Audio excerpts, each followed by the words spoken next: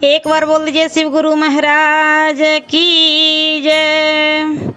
आइए अनंत भक्ति चैनल में आप सभी भक्तजनों का एक बार फिर से स्वागत है। आज मैं आप लोगों को षष्ठम स्कंध का 9वां अध्याय सुनाती हूँ, जिसमें देवताओं के पुरोहित विश्व रूप का वध, बत्रासुर उत्पत्ति तथा स्तुति और वर है। श्री सुखदेव जी बोले, हे राजा परीक्षित, मैंने ऐसा सुना है कि महात्मा विश्व रूप के 3 सिर थे। एक से तो वह दूध पीता था, दूसरे से मंदिरा और तीसरे से वह अन्न खाता था। उसका संबंध देवताओं से भी था और दैत्यों से भी। देवता उसके पितर पक्ष में थे और दैत्य मातृ पक्ष में।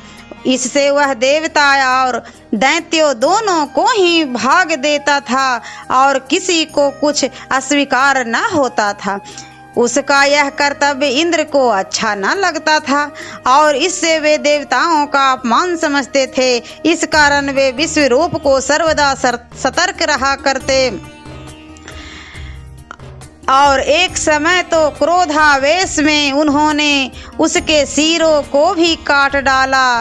तब उसका सिर, वह सिर जो मंदिरा पीता था वह गौरैया हुआ और जो अन्न खाता था वह तीतर हुआ। परंतु इससे इंद्र को ब्रह्म हत्या का बड़ा पाप लगा, जिसे उन्होंने 4 भागों में बांटकर साल भर में उसका प्रायश्चित भी कर दिया। एक भूमि को, एक पै को, एक वृक्ष को और एक स्त्रियों को मिला।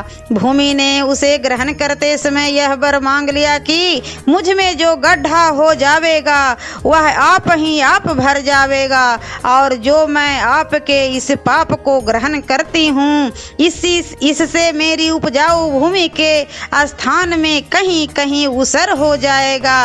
वृक्षों ने कहा, मैं आपका यह पाप तो लेता हूँ, परंतु अब इस पाप के ग्रहण से मुझ में कटने पर तोंद निकल आया करेगी। स्त्रियों ने कहा, अब मैं गर्भावस्था में भी मैथुन कराया करूंगी और मेरा गर्भपात नहीं होवेगा, और इस पाप के नाते हमें प्रति मास रुधिर हुआ करेगा। दूध ने कहा, अब हम में फेन होगा। हे राजा परीक्षित, उधर जब अपने पुत्र के वध का समाचार त्वष्टा को मिला तो वे इंद्र पर बड़े क्रुद्ध हुए और उन्होंने मंत्र द्वारा अग्नि में आहुति दे इंद्र का वध करा देना चाहा। महाक्रोधी त्वष्टा के आहुति देते ही दक्षाग्नि से एक भयंकर रूप वाला दैत्य निकला, जिसका नाम वृतासुर पड़ा। यह लोगों को भस्म करने के लिए प्रलय और यम के समान था। उसके उत्पात से सर्वत्र अंधकार छा गया और समस्त लोग एक प्रकार से रो घिर गए। उसके भयंकर पापों से लोकों में त्राही त्राही मच गई और इसी से लोग वृतासुर कहने लगे। एक समय जब बड़े बड़े देवताओं ने उस पर अपने दिव्य अस्त्रों का प्रहार किया तो वह उछलकर इन सब अस्त्रों को एक साथ ही निगल गया। इससे देवताओं का बड़ा आश्चर्य और परम खेद हुआ। इस पर उसको नष्ट होने के लिए अस्थिर चित्त से सबने मिलकर परमात्मा की एक बृहत स्तुति की, जिस पर प्रसन्न होकर भगवान ने कहा, मैं तुम पर प्रसन्न हूँ, जाओ जैसा कहता हूँ वैसा करो। महर्षि दधीचि विद्या, व्रत और तप से पूर्णतः सुदृढ़ हो चुके हैं, उनसे उनके शरीर को मांगो। वे अथर्वण वेद के ज्ञाता हैं और उन्होंने ही त्वष्टा के पुत्र को वह नारायण कवच दिया था कि जिसे विश्व रूप और विश्व रूप से तुम्हें इंद्र पद ग्रहण किया है। जाओ, वे महर्षि बड़े धर्मात्मा हैं, तुम लोग उनके शिष्य हो। इससे मांगने पर वे अवश्य ही अश्विनी कुमारों के लिए अपनी हड्डियां दे देवेंगे।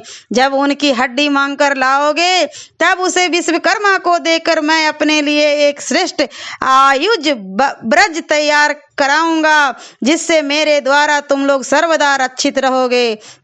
और मेरे तेज से वृद्धि को प्राप्त कर देवराज इंद्र वृतासुर का सिर काटने में समर्थ हो सकोगे। इस प्रकार जब वह दैत्य मरेगा, कभी तुम लोग तेज अस्त्र और आयुधों की संपत्ति फिर पा सकोगे। ओम नमो भगवते वासुदेवाय नमः। और षष्ठम स्कंध का 10वां अध्याय मैं अगले वीडियो में सुनाती हूँ। ऐसे ही मनोरंजक कथाएं, कहानियाँ और भक्ति गीत सुनने के लिए हमारे इस चैनल अनंत भक्ति को सब्सक्राइब करें और वीडियो अच्छी लगी हो तो लाइक का बटन ज़रूर दबाएं। धन्यवाद।